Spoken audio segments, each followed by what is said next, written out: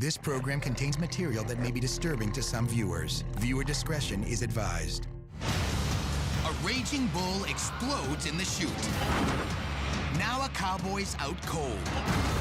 I definitely knew as soon as he hit. I could tell instantly his body went limp. His first lost thrust on both pitches. It's the story that captivated the world. We're gonna be nuts. My first thought was, I'm dead. Because when he says brace for impact, it's implying you're crashing. What caused the crash of Flight 1549? Then, Kenya, 5 tons of trouble is on a rampage. It's not just chasing it away. When they get to that point, she wants to hurt him. Wild, uncensored, raw, heart-stopping animal encounters caught on tape by everyday people from all over the world. Computer-generated graphics will show you exactly what happened. And meet the survivors. I was just scared and panicked, and I didn't know what to do. It's a runaway wagon. All on Untamed and Uncut.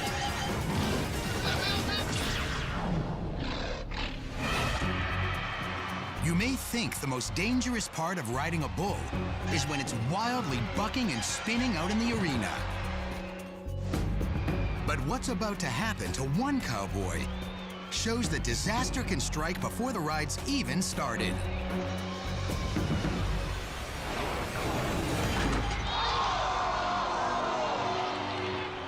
Ross's face and head hit the metal chute. My heart dropped.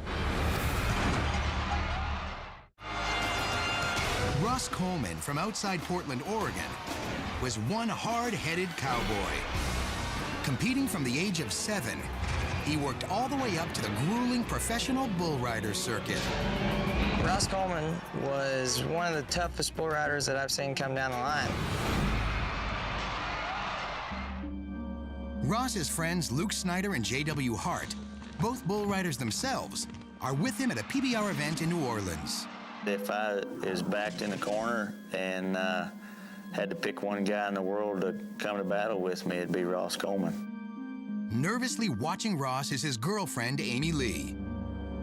Ross drew a bull called Cadillac Man, and I remember him in the chutes. It's an interesting matchup. At 6'1", Ross is one of the taller cowboys on the circuit. Cadillac Man, on the other hand, is a short, squat bull. Ross was standing on the bucking chutes. I was right next to him.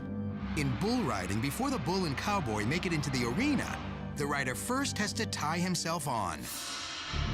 Being in the chute is the most dangerous part of bull riding. As J.W. helps Ross tie his hand to the 1,400-pound bull, Luke acts as the spotter. The spotter often holds his arm out across the rider's chest in case he's thrown forward. But look at Luke. Not sensing any danger, his hand is barely touching Ross's shoulder. If I would have known what Cadillac Man was capable of, I definitely would have been giving him a much better spot, and I would not have slacked off at my job like I did. Just as Ross is about to signal for the gate to be opened, without warning, Cadillac Man lurches forward with all his force and turns Ross into a human cannonball. The impact Ross took would probably be equivalent to getting hit right in the head by a Major League Baseball slugger. And choosing to wear the traditional cowboy hat over a helmet, Ross has no protection. He just takes Ross and just pile drives him into the front of the bucking chutes, which are solid steel. This bucking chute is exactly the same kind of chute that Ross Coleman had his accident in. It's a heavy-duty steel 3 by 10-foot cage. Slide down with your knees first till he gets settled enough and says, oh, okay. But Ross is sitting so far back on Cadillac Man, when the bull rears up, his tethered arm acts like a lever, springboarding him headlong into the front of the chute. And without the use of his arms, his head bears the full brunt of the impact. I definitely knew something was wrong. As soon as he hit, I could tell instantly his body went limp. Luke and JW know things are about to get even worse. That bull could jump in there and hit him again. Him being limp, he could go down beside him and get underneath him. If he slips under the bull, Ross could be trampled to death. Ross is a big guy, and it took about 3 of us, and we had to lean down in there because Cadillac is short. Luke and JW struggled to haul 185 pounds of dead weight out of the chute. I don't even know if he's alive at this point. PBR Medical Director Tandy Freeman is immediately on scene. An injury like this could be deadly. As soon as we get there, the first thing that we do is to stabilize Ross's head and neck. Then the first good sign, Ross is starting to come around. It's obvious that his neck's okay. He's able to move it without any pain. He has some amnesia. I see a massive knot swell up on his forehead. But within a couple of minutes, to everyone's amazement and delight, Ross is on his feet. He's unsteady, but this tough cowboy is determined to leave the arena on his own 2 feet, not a stretcher. I was hurting. I was a hurting unit. But Ross survives. I broke a couple bones up in my face and my cheekbone, and serious concussion. Ross thinks the bull reacted after he slapped his hand down on his back just after he tied himself on. I did slap it pretty hard. It kind of hit the bull in the back there a little bit. It really just kind of scared the bull a little bit, and then he really firecrackered and smoked my head right against the front panel. It took him several weeks to recover, but he says he has no hard feelings toward his buddy Luke. I would have Luke help me anytime. I felt so off the bat with myself for missing that. Since Ross's high-speed headbutt, several significant events have happened. First, he got back on Cadillac Man and rode him out of the chute. Not once, but twice. And now, Ross wears a helmet. The helmet thing, I think, might be a good idea for every bull rider out there. Organizers also make a change to the bucking chutes. After that accident, they started putting some pads up on the front top of the chute and then on the railing. Not only did Ross walk away from his brush with death, he walked up the aisle with his sweetheart, Amy. Ross is very lucky to have walked away from this. A lot of guys wouldn't have. Now they have a 1-year-old, Cooper, with another one on the way. I don't think I do blame the bull for my injury. That's bull riding. You never know what's going to happen.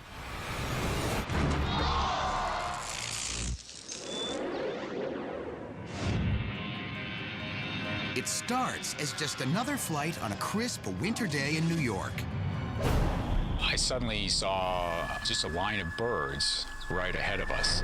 It turns into one of the most incredible stories in the history of aviation. I thought for sure I was gonna die.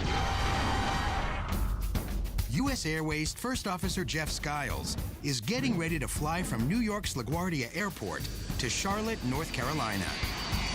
This was my very first trip flying as a regular line pilot on the Airbus A320. Next to him, Captain Chesley Sully Sullenberger, an ex-fighter pilot and instructor with over 40 years of experience. Cactus 1549, 700, climbing 5,000. I'm actually operating the controls, flying the airplane. One of the 150 passengers on board is medical sales executive Jeff Koloje. Every year, myself, my father, and some friends take a golf trip down to Myrtle Beach. Jeff's wife Diane is home. They are expecting their first child. 2 minutes after takeoff, First Officer Skiles sees a flock of birds out of the cockpit window. I started a little bit before Sully, but at 250 miles an hour, you simply don't have the time to maneuver around birds. They are Canada geese. These hefty migrating birds can weigh up to 14 pounds and are found across North America. And this flock of geese is on a collision course. They didn't hit the cockpit, but they hit the wings and went into the engines. You just heard like a pop, like a really loud backfire of a car. This is Cactus 1539, hit birds to lost thrust on both engines, returning back towards LaGuardia. I remember looking out the window and saw this enormous kind of flame or fireball just coming out the left engine. Incredibly, geese have been sucked into both engines, disabling them. The chance of a bird disabling both engines on an airplane, I would think, is extremely infinitesimal. Now the plane is turned into a giant glider at only 3,000 feet over New York City. All you're looking at other than the Hudson River are skyscrapers and roads and buildings and houses. Everything was just really, really silent. Sully takes over the controls and discusses with air traffic controllers the possibility of returning to LaGuardia or landing at Teterboro Airport in New Jersey. Cactus 1529, turn right 280, you can land runway 1 at Teterboro. We can't do it. Okay, which runway would you like at Teterboro? We're going to be in the Hudson. I'm sorry, say again, Cactus? With their precious altitude running out, Sully decides the only course of action is to ditch in the Hudson. I just kept thinking about my wife and this child that we're creating, and it's not gonna have a father to grow up to, and I wanted nothing more than to be a dad. Sully uses just 3 words to prepare his 150 passengers and 3 flight attendants. Sully picked up the PA and he just said brace for impact. I thought there was no chance, to be honest with you, that I was gonna live. Coming up, the last-second decision that saves 155 lives. I think he said he was going in the Hudson. Plus, message to reporter, don't tease the elephants. Kidnap. And later, panic hits the parade, and a little boy hits the dirt. It's all next on Untamed and Uncut. A passenger jet with 155 people on board is headed into the icy Hudson River in New York City. I said to myself, just make this painless. Father-to-be Jeff Kolodje, on a golfing trip with his dad and friends, prepares for the worst. Cactus 15.9, radar contact is lost. I think he said he was going in the Hudson. First Officer Jeff Skiles is working frantically with Sully Sullenberger in the seconds leading up to splashdown. I thought, well, we can land this airplane in the Hudson River. But passenger jet landings on water have a checkered history.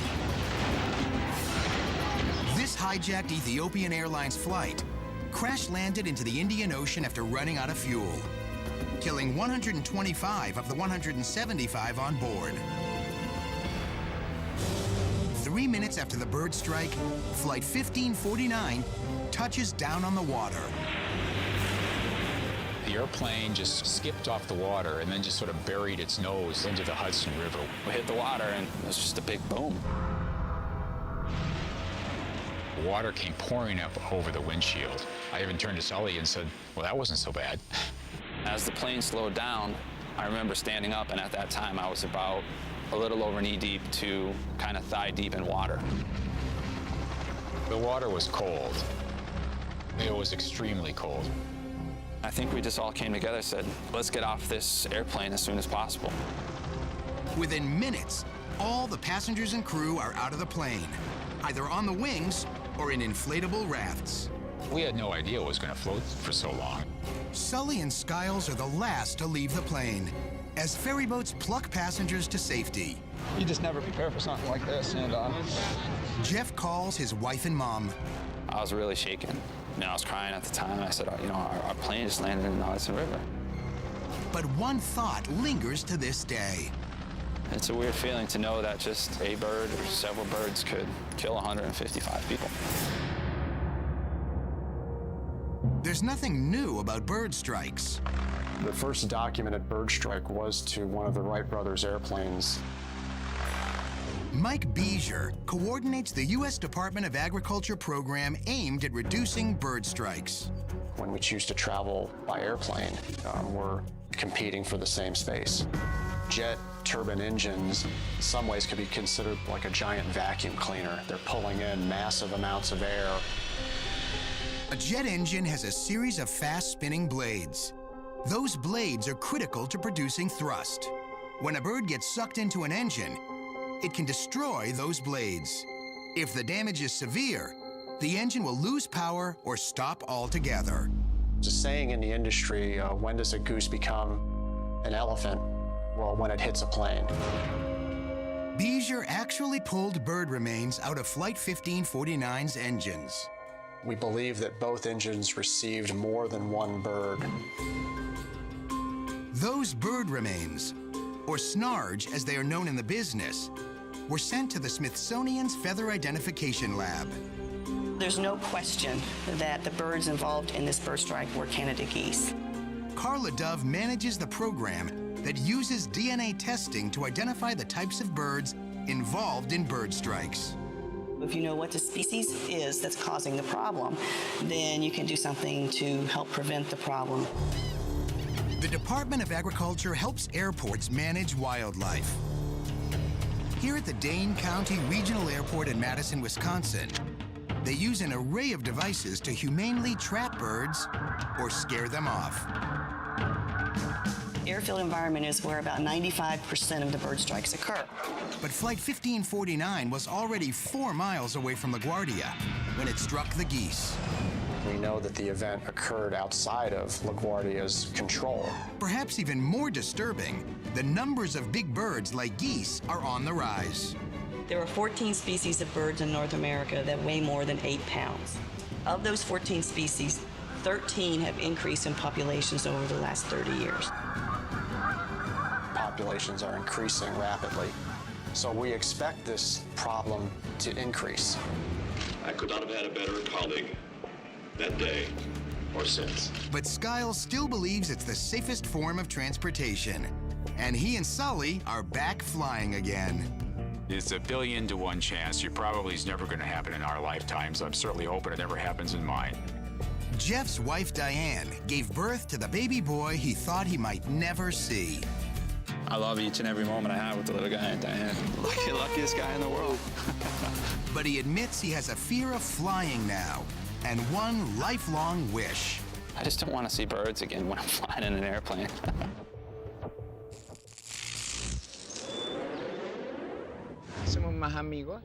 A TV journalist is trying to befriend an African elephant. His camera crew records the encounter as he tries to win her over with food. Kenya, tranquila. But suddenly, the 9,000-pound pachyderm decides to pound the paparazzi. Está bueno, Kenya. Kenya! At the moment of the attack, I thought Alfredo could die. Mendoza Zoo, Argentina. Mira. Entomologist and TV personality Alfredo Ugarte is videotaping segments for a South American TV show called Vibra Animal. Alfredo is famous for getting up close with the animals. Alfredo Ugarte was a person that I could describe as absolutely crazy. Journalist Magdalena Carcamo was traveling with Alfredo, helping produce his animal stories. He was also a person that was very prepared, very scientific, and very responsible with what he said. But when Alfredo visits the zoo's lone African elephant named Kenya, the married father of 5 makes a critical mistake. ¿Quieres comida? Mira cómo abre su oreja. He pets the elephant. He almost romances the elephant, like a conquest. Then he sees that the situation is okay and enters the cage. But he enters alone. Now he's on her turf, and she's never seen him before this day. Almost immediately, she challenges him. Kenya!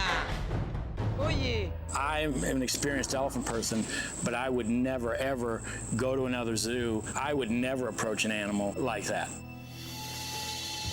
She can do some damage. Willie Tyson is the elephant manager for the Pittsburgh Zoo. He says it takes 3 months to a year to build a trusting relationship with an elephant. The first thing you look at with elephants when they're uncomfortable would be their ears. If their ears are out, their head carriage. If their head carriage is up, they're a little agitated or a little excited. They may be a little nervous. Oye, ¿por qué te enojaste? ¿Porque no te di comida? ¿Ah? ¿Por eso te enojaste? Suddenly, Kenya steps away. Willie says that means extreme danger. Even though she stepped away from him, and they will do that so it actually gives them a better charge. They don't like in close. They like a full run at you. ¿Más manzana? Kenya, tranquila. ¿Qué te asusta porque yo muevo mis manos? ¿Ah? But then when she starts slapping at him, that's a definite sign from her to him that says, you have to go. But Alfredo isn't listening, and nearly 5 tons of fury is about to explode. No está bueno, Kenia. I was certain Alfredo was going to die. Kenia! I thought there were 5 children and a woman that were going to be left alone in the world.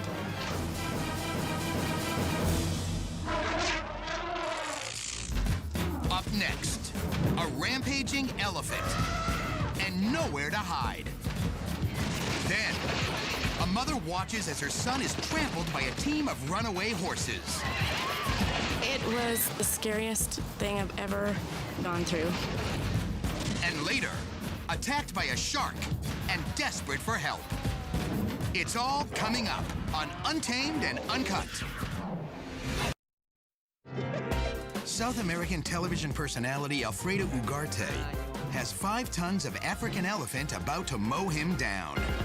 Pero no está bueno, Kenia. Kenia! When Alfredo sees the elephant is going to trample him, he starts running and jumps into the ditch.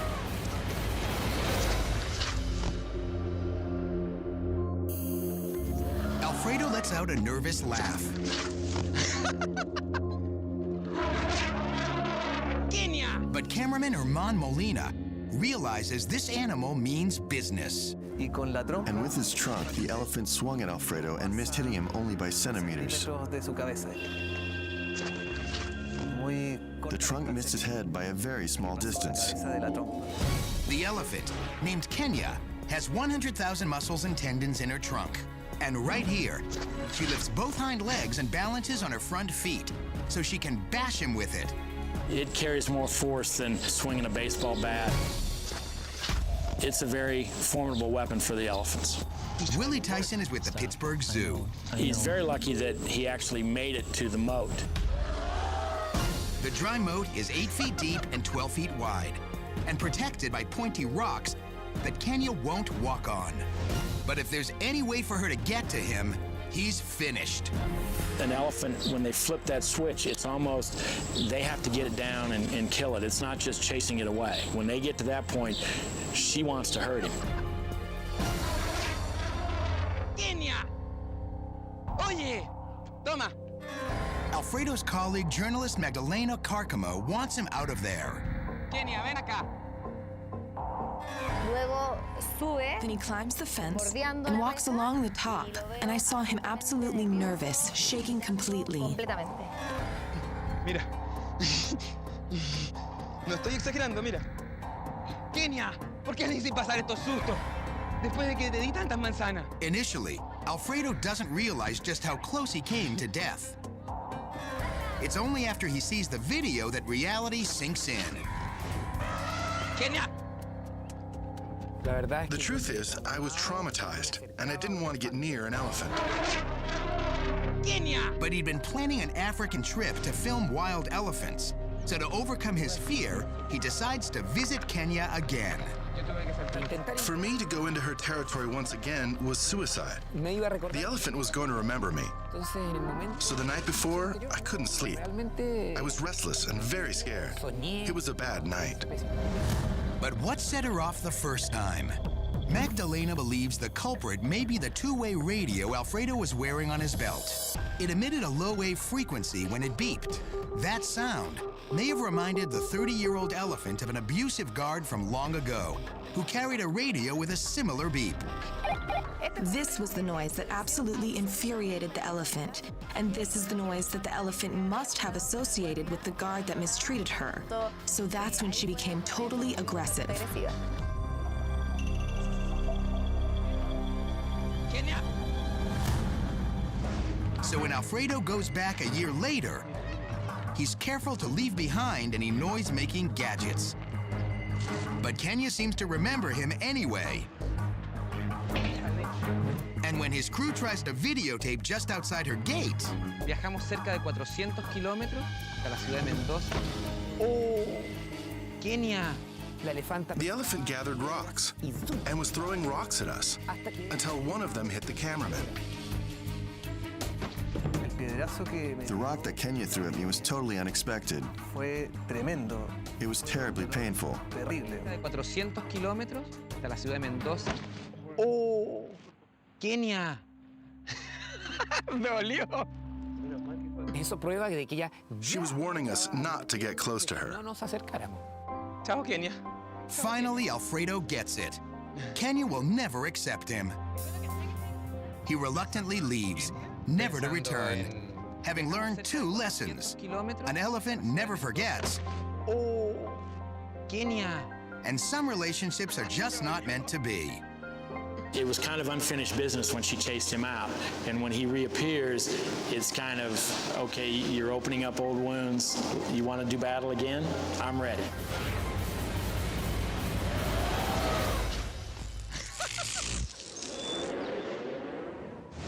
It's July 4th, and crowds line the streets for a historic parade. There is a runaway wagon. Like a bolt from the blue, family fun turns to chaotic carnage as 2 huge horses stampede down the street. People were running from the horses. They were going in all different directions. Then as the horses gallop out of control, a bizarre chain reaction causes a 4-year-old boy to be crushed. I could hear him screaming. It was the scariest thing I've ever gone through. The Greeley Stampede in Colorado is a Western celebration dating back 200 years. Dave and Mary Beth Mallard take their 4-year-old son Austin to the Independence Day Parade.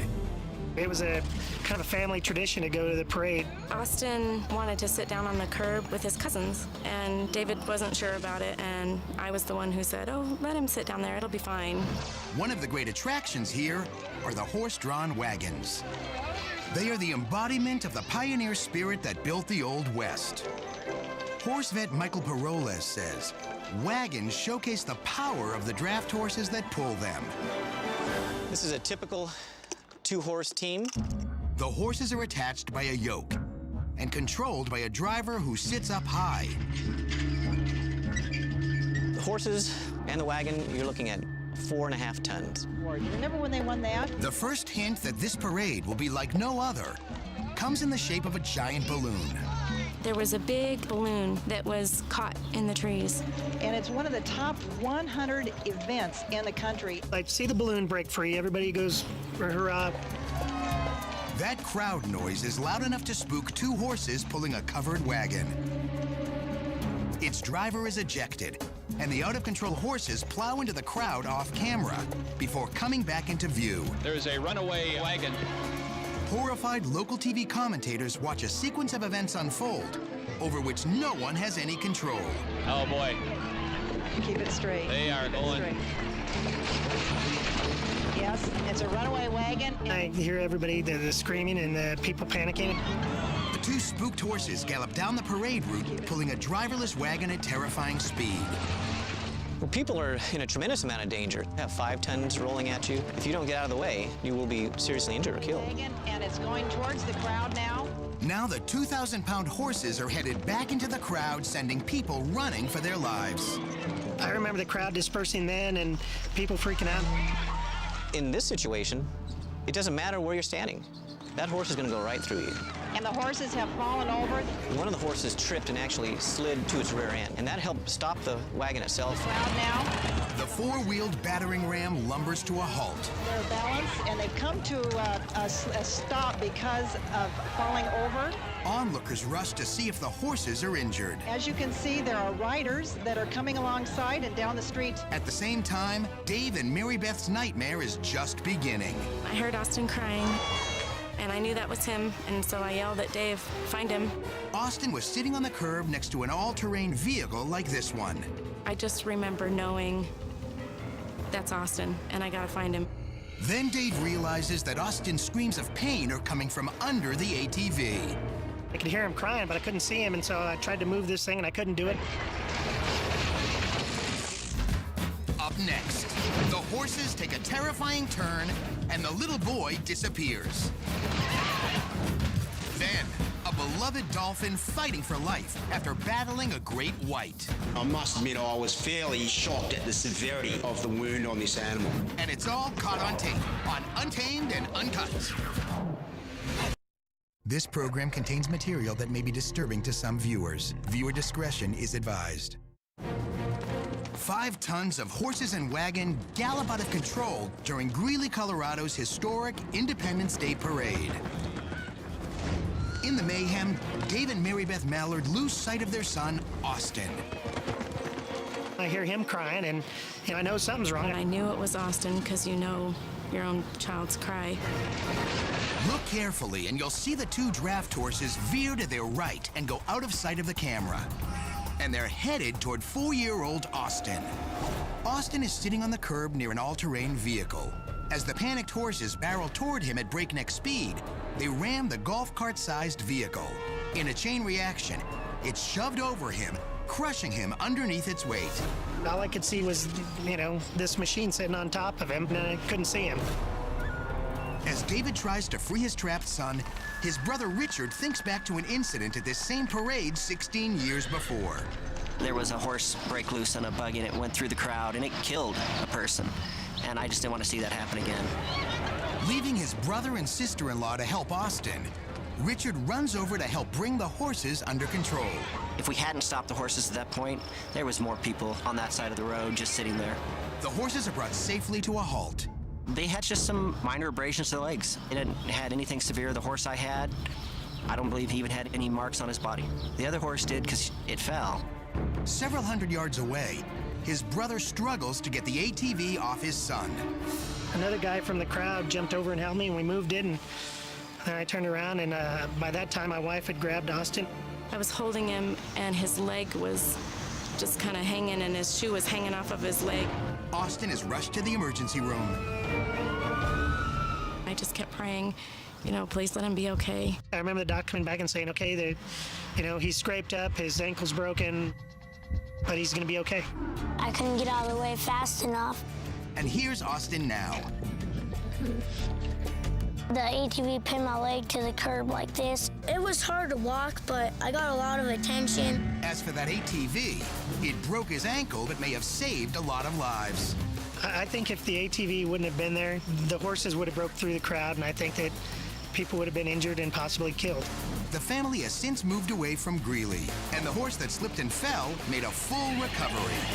I was glad the horses didn't get put down or anything, because they didn't mean it. They're wild animals. I mean, what they do, they do. It's a runaway wagon, and it's going towards the crowd now. And now an untamed shortcut. It's a matter of life and death down under, as a hungry red fox chases down an Australian wallaby. The wallaby, a cousin to the kangaroo, uses its powerful feet to try to escape the predator. The wallaby can hop at 20 miles an hour, but incredibly, the fox snags it. Now the wallaby uses those big feet to put up a fight. It kicks with all its might, battling for its life. Because of its big feet, what is the wallaby called? Is it A, a podicept, B, a macropod, or C, a gigantopithecus? Find out the answer, and if the wallaby ends up as dinner, when Untamed and Uncut returns.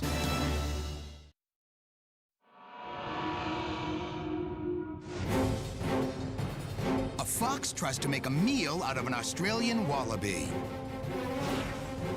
And the kangaroo-like critter kicks like crazy to defend itself. Because of their big feet, wallabies are called macropods, a class of animals that includes kangaroos. So the answer is B, a macropod. Looks like the fox is about to have a feast. But the wallaby kicks the fox right in the snout, and the stunned fox breaks off the attack. The wallaby bounces safely down the road, and the fox learns an important lesson. Because of those big feet, the fox doesn't get to eat.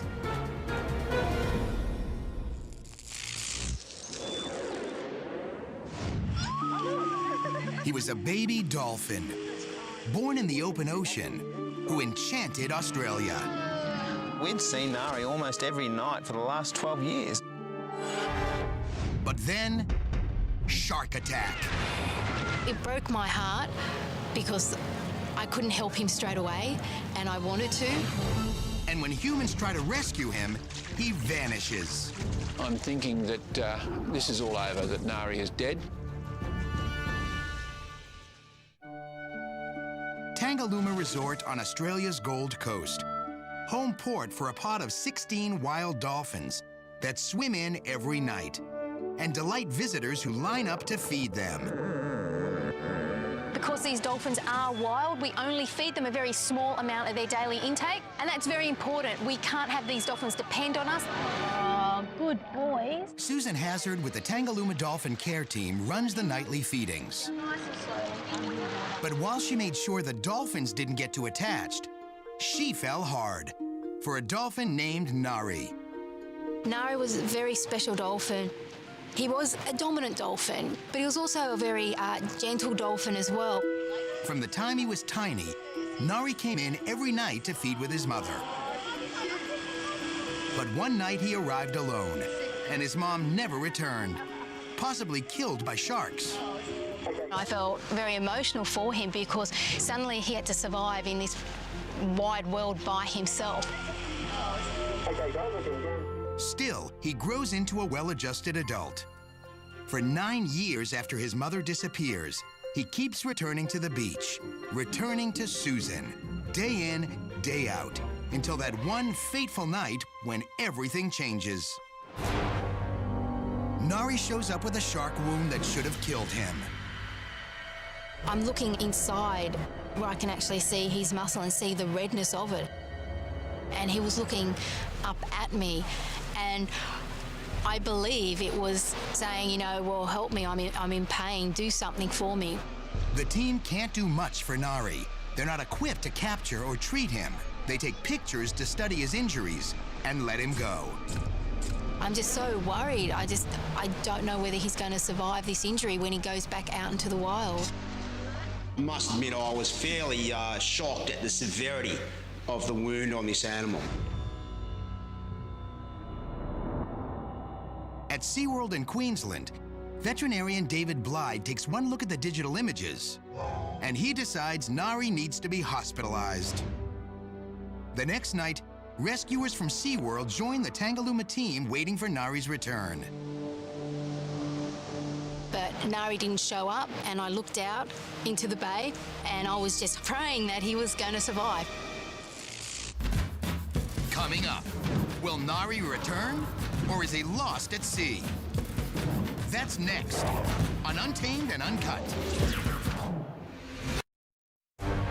For a second night, Susan Hazard and a throng of concerned citizens wait for Nari the injured dolphin to come in from the open sea. Nari's been chewed, mangled, gashed in a vicious shark attack. It's 9 o'clock now. We've been here since 7:30. The dolphin Nari hasn't turned up. Now, we're not sure why.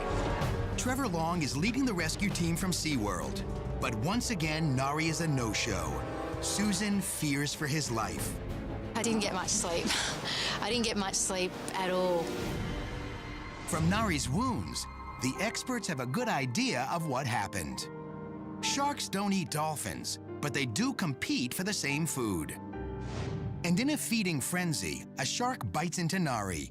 The right side of the shark's jaw stays in the same spot as the shark makes 3 distinct bites, the right side digging deeper with each bite. It's dangerously close to the blowhole. If it's damaged, Nari won't be able to breathe. It's now been 3 full days since Nari's last appearance. Susan's husband, Trev, like everyone else, is on pins and needles. Did the sharks grab him again? I was just really, really worried that we wouldn't see Nari again. The pod arrives, but where's Nari? Suddenly, a dolphin with an unmistakable, horrific injury. It's him. It was a huge relief to know that he had actually survived. There's no easy way to catch him, so Susan lures him close with fish. When the moment is right, they make their move. I grabbed his tail and basically held it underwater. They get him on a stretcher and move him to the beach.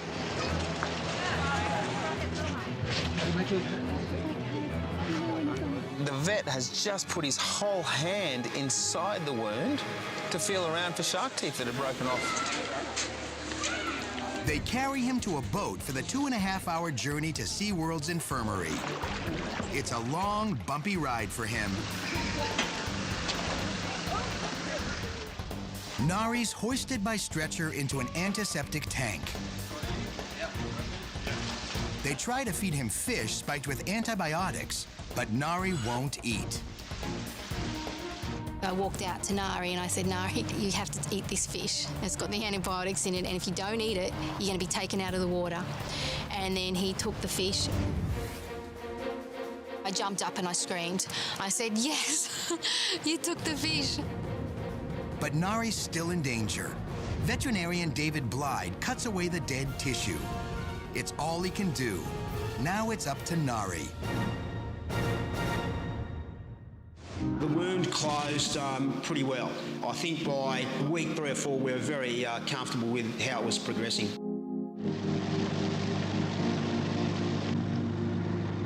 Finally, Nari is strong enough to go back in the ocean. But will his pod accept him?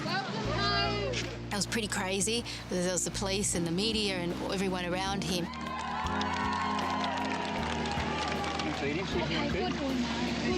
And then we put Nari out into the water. 1, 2, 3. Here we go. You're home, Nari. Good boy, Nari. It was like Nari knew he was home, or he could hear the other dolphins calling out, and he just wanted to get off that stretcher. So we got off the stretcher, I walked over, gave him a fish, he came back and started feeding straight away.